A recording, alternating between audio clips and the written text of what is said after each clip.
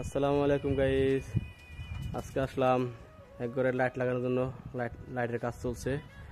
এই যে লাইট লাগাইছি, দেখেন।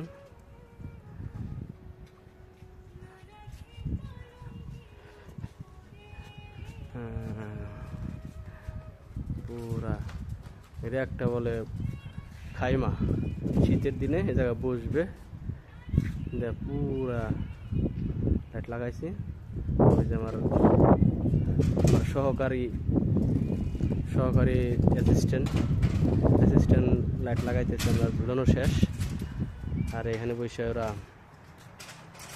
সকলটা কাবাব টাবাব বানায়, আগুন টাগুন জ্বালায়, বসে বসে খায়।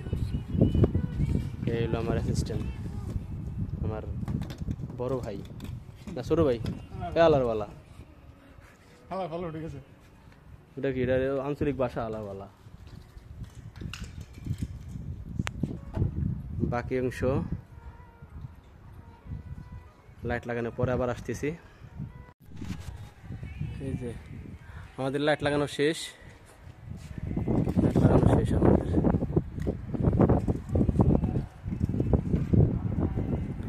কে কোথা থেকে দেখছেন কমেন্টে জানাবেন, আর লাইক কমেন্ট করবেন, চ্যানেল সাবস্ক্রাইব করবেন।